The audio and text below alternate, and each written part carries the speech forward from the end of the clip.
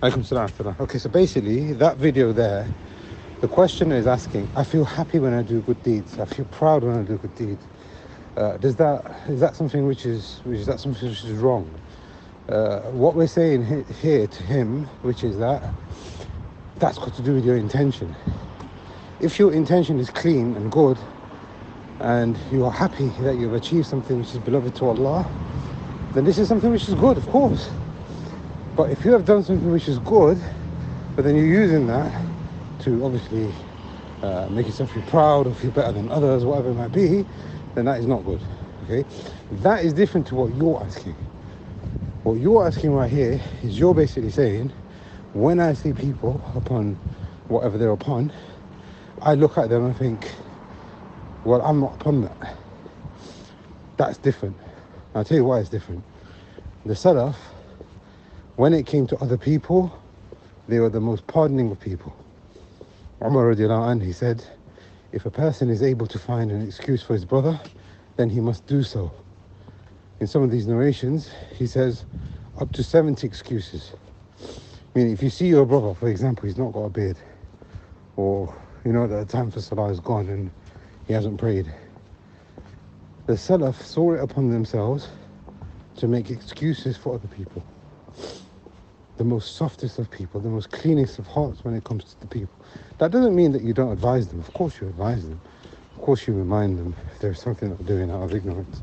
Then you lift that ignorance from them. That's part of your sincerity, and that is what is brotherhood. That is what is Iman. But my point is though, if you're not able to do those things, or even if you have done those things, you've advised him but he's still doing what he's doing. The Salaf were the most pardoning towards other people. Whenever there's an excuse that can be made, you make that excuse, even if it goes up to 70 excuses. Some of the narrations of the Salaf, even if I saw alcohol dripping from the beard of my brother, I will say that perhaps maybe somebody threw it on his face. So there are narrations like this from the Salaf. How can you interpret it any other way? He's got alcohol on his face. How can you say that he, maybe there's an excuse there? This is the purity of Iman. Make excuses for other people. If you see them upon dalala, if you see them upon sin, if you see them upon misguidance, make excuse for them, but also guide them. Also try to speak to them and teach them what is correct. Right? But when it comes to yourself, you are the most harshest when it comes to yourself. Umar bin Abdul Aziz and others from the Salaf, they used to cry and they used to cry. They used to weep and they used to weep. To the extent that their family members used to think, this person's going to die because of the amount of fear that he has for himself. When it came to themselves, they used to be the most harshest. Obviously, you balance it with hope and fear. Obviously, you have to, because if you've got too much fear, that's going to lead to sadness, it's going to lead to you feeling despair. But you have to balance that with hope. That look, I've tried my best now, and I leave it with Allah subhanahu wa ta'ala. But you can't have too much hope. You have to be harsh with yourself. Some of the companions or some of the Salaf, when they missed out on an act of worship, they used to fast for a certain number of days to rebuke themselves, to rebuke their soul. They used to free slaves because they're being harsh with themselves. They used to train themselves because they were harsh with themselves to push themselves to do more acts of worship. So my point here that you're asking now, when I see other people, I know I'm not like that.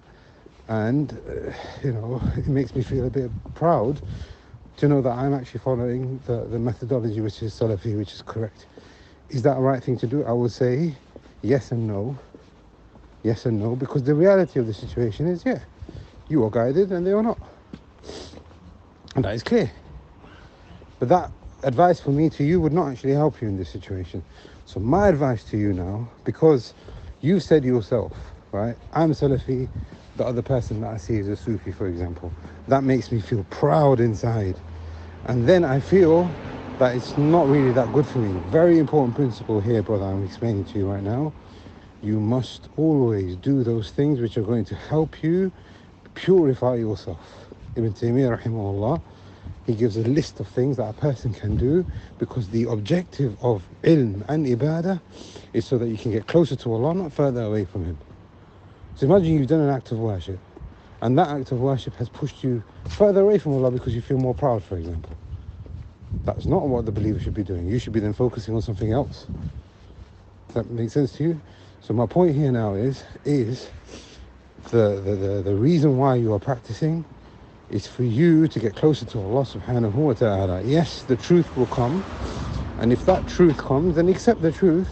But if you find yourself accepting the truth, but it's actually making you further away from Allah, like the situation that we're saying here, it sounds a bit contradictory, but this is basically what you're asking. I'm upon the correct methodology. I see people who are not upon the correct methodology. That makes me feel proud. I can feel kibr, I can feel this sense of arrogance over them.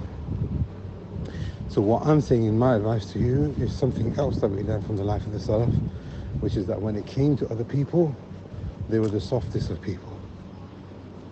They used to make excuses for them. They used to try and find a way for them. They used to advise them. They used to nurture them. They used to speak to them. But when it came to themselves, what's wrong with you? When they're speaking to themselves, what's wrong with you? Why are you like that? You need to fix up. And they used to be really harsh with themselves.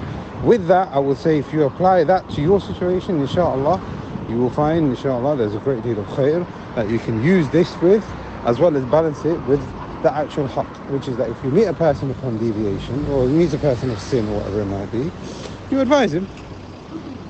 You show sincerity to him. That way, inshallah, there will be no kibr or arrogance that creeps in. But then when it comes to yourself, you have to be harsh and think, okay, well, that's his excuse. What's your excuse? Why are you not fasting Mondays and Thursdays? Why are you not standing at last Saturday night? Why are you not praying more in the masjid? Why are you not attending the halaqat of dhikr and ilm?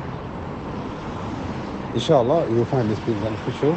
And we ask Allah subhanahu wa ta'ala that He helps us purify every single one of us so that we can return back to Him in the best of state. Wallahu a'lam. Assalamu alaikum wa rahmatullah.